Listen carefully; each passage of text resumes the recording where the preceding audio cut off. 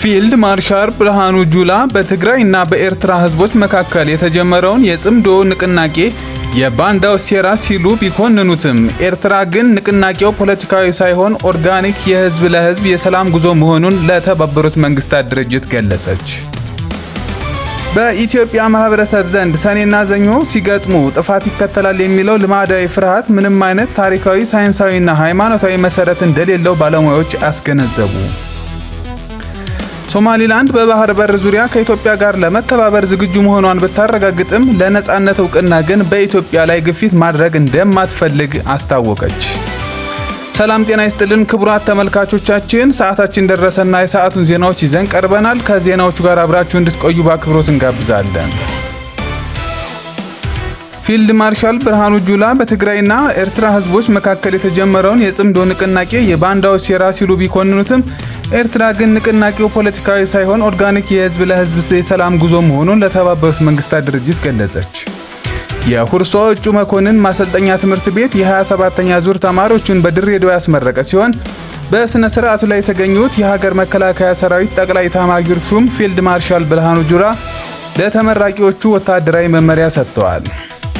ፊልድ ማርሻሉ በንግግራቸው ወቅት ጽምዶን ለሰላም የተባለውን የህዝብ ለህዝብ እንቅስቃሴ አጥብቀው በመንቀፍ ከ1960ዎቹ ታሪካዊ ጠላት ሴራ ጋር በማመሳሰል የውስጥ ተላላኪዎችን ባንዳ ሲሉ የጠሩ ሲሆን አዲሶቹ መኮንኖች እነዚህን የጥፋት ኃይሎች እንዲደመስሱ አዘዋል።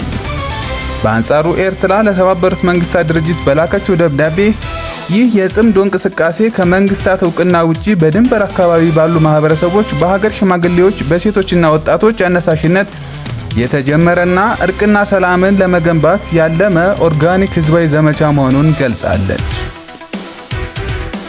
በኢትዮጵያ ማህበረሰብ ዘንድ ሰኔና ሰኞ ሲገጥሙ ጥፋት ይከተላል የሚለው ልማዳዊ ፍርሃት ምንም አይነት ታሪካዊ፣ ሳይንሳዊ፣ ሃይማኖታዊ መሰረት እንደሌለው ባለሙያዎች ያስገነዘቡ።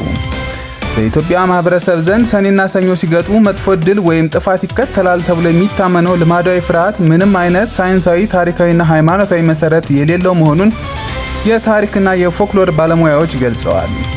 በታሪክ ሂደት ቀናቱ በገጠሙባቸው ሆነ ባልገጠሙባቸው ወቅቶች ጦርነቶች፣ መጥፎ ክስተቶች መከሰታቸውን የገለጹት ባለሙያዎቹ ክስተቶቹ የሰዎች ውሳኔና የተፈጥሮ መስተጋብር ውጤቶች እንጂ ከቀናቱ መገጣጠም ጋር እንደማይገናኙ በማስረዳት ማህበረሰቡ ይህንን ፍርሃት አስወግዶ ወቅቱን ለልማትና ለጠቃሚ ተግባራት እንዲያውለው መክረዋል። ሶማሊላንድ በባህር በር ዙሪያ ከኢትዮጵያ ጋር ለመተባበር ዝግጁ መሆኗን ብታረጋግጥም ለነጻነት እውቅና ግን በኢትዮጵያ ላይ ግፊት ማድረግ እንደማትፈልግ አስታወቀች። የሶማሊላንድ የውጭ ጉዳይ ሚኒስትር አብዲራህማን ዲሂግ በአካል ከሪፖርተር ጋዜጣ ጋር ባደረጉት ቃለ ምልልስ ሶማሊላንድ በባህር በር ዙሪያ አሁንም ከኢትዮጵያ ጋር ለመተባበር ዝግጁ መሆኗን ገልጸዋል። ኢትዮጵያ የበርበራ ወደብን በሙሉ አቅሟ እስካሁን ባትጠቀምበትም እንደፈለገች የመጠቀም መብት እንዳላትና ወደፊትም የሶማሊላንድን ቁልፍ አጋርነት ከግምት አስገብታ እውቅና እንደምትሰጥ እምነት እንዳላቸው ተናግረዋል።